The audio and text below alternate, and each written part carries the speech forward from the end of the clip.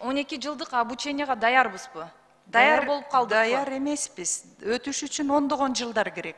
Бул алгачкы даярдык баскычы болуп эсептелинет. Сиз бир нече жылдар керек дедиңиз. Мазмундук даярдык керек. Сиз эгер макулдашууну окусаңыз, аякта жазылып турат, Руслан мырза билет. Экинчи транш 10 миллион не будет выдаваться, пока мы не утвердим 12-летнее обучение деп соглашениеда жазылып турат. Буга кандай дейсиз? Бизде мектептер даян, 53 мугалимдер жок. Сиздер ошо жакка направлять этпейсиздерби? Вы сейчас хотите обучить мугалимдерди STEM системасына. Они элементарно даже айылда өзүнүн азыркы турган базаны билишпейт. Кичине мыногу тартипти колго алсак, депутаттын 3 мүнөттүк сүйлөгөн укугу бар да. Анан баяндамачы кичине сөзгө конок берсеңиз да, депутат сүйлөп аткан учурда талашпагыла да. Бири-бириңдин сөзүңдү басып кетип атасыңар. Билим берүүнүн сапатына өтөлүү дегенде жыйынтыгында эч нерсе жок да. Билим берүүгө реформа жасоого акча деп келет дагы. Бул отмывание денег, акчаны адалдоо, ушинтип эле канчалаган акчалар сууга сиңип кетип атат. Эски тажрыйбалардан 10 жылдык эле билим берүү жакшы бизде. Жогорку окуу жайында 4 жыл окуйт, андан кийин магистратура акылуу ата-эне 6 жыл окутат. Аспирантура бар. Медициналык академияны элестетип көргүлө, ошондо отуруп жыл жалпы суммасы 18-20 жыл баланы окутууга кетип калып атпайбы ата-эне? Ата-эненин буга канчалаган каржысы кетет? Сөз Талабек кызы Жылдызга берилет. Рахмат. Биз бул долбоорду бир нече жолу артка кайтарганбыз. Азыркы учурда эмне өзгөрүүлөр кирди? Ана бул долбоор качан аяктайт? Бул долбоор өзү 23-27 жыл, 5 жылдык 4 толук жыл. Акыркы жылдары аудит жалаң текшерүүлөр болот сапаттары боюнча. Өзгөрүүсү жок, анткени мурда ратификациядан өтүп калган.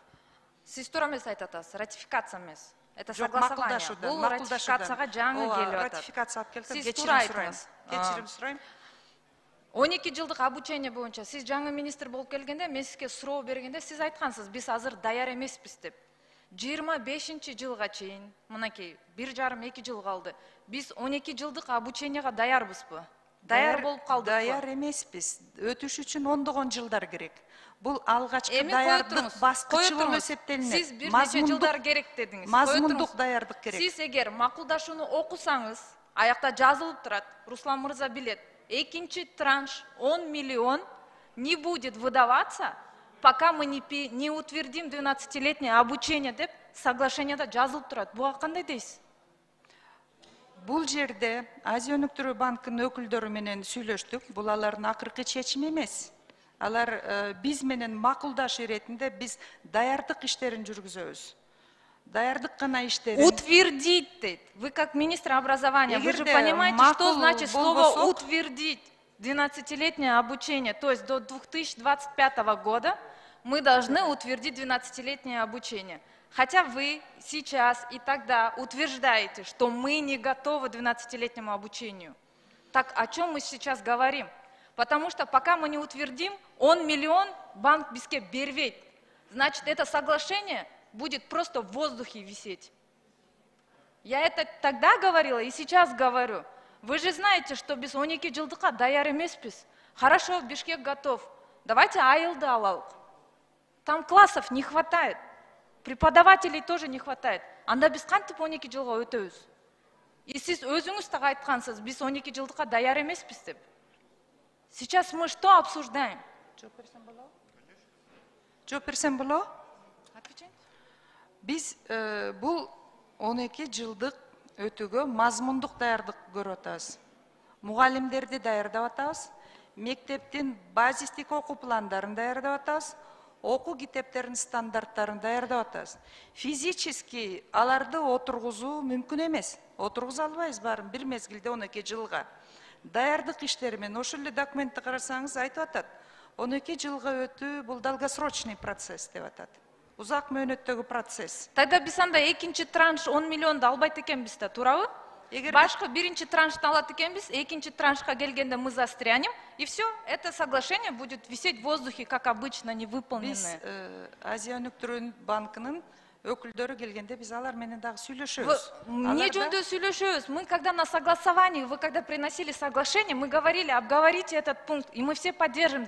Сейчас это уже ратификация, мы даже ни точку не можем поменять, потому что это подписанное соглашение.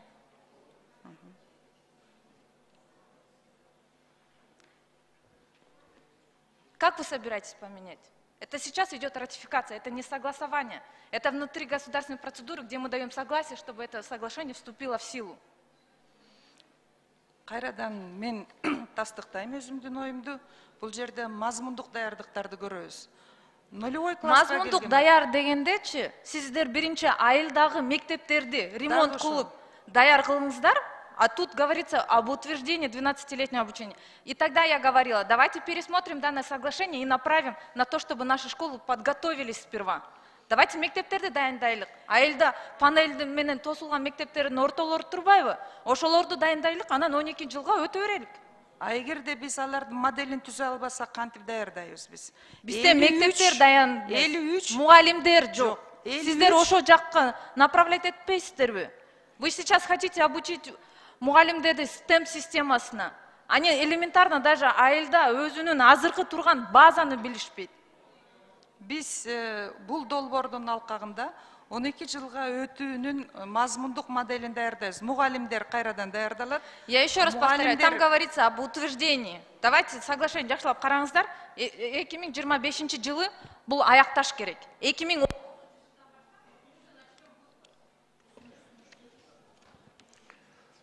Рахмат.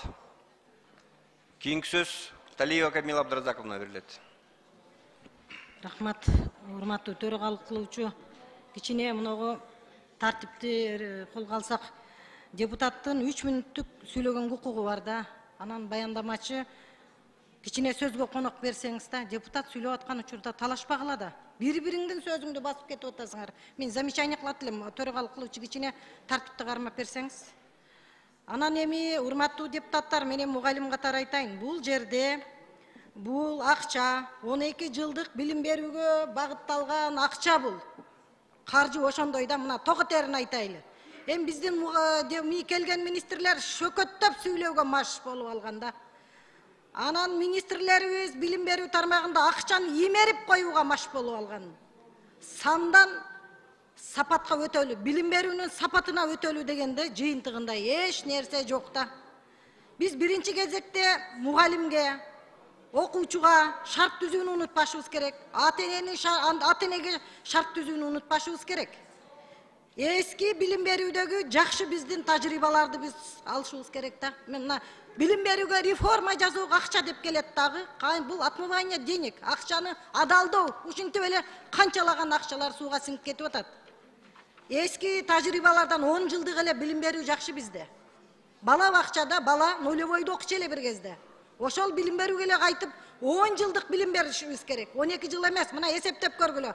Жогорку окуу жайында 4 жыл окуйт, андан кийин магистратура акылуу АТН 6 жыл окутат.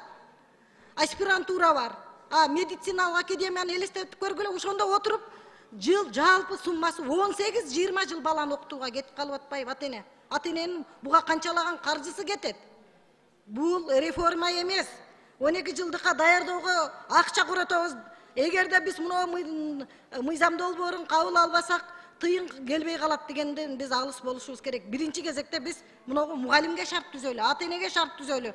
Мугалимдерди карагылачы, мына реформа деп мугалимдерди биз баягы эски тажатма сабак окуунан алыс болууга, салттуу эмес, бүгүнкү күндөгү заманбап сабак өтүүгө, жанагы бумага творчество менен өмүр өтүп кетип атат мугалимденчи.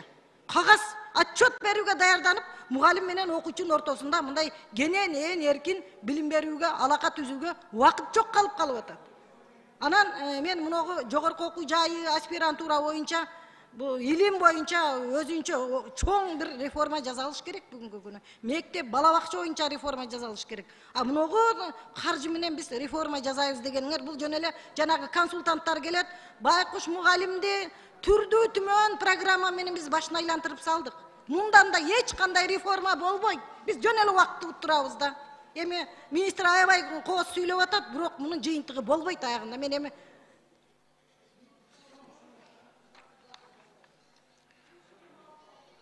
Рахмат.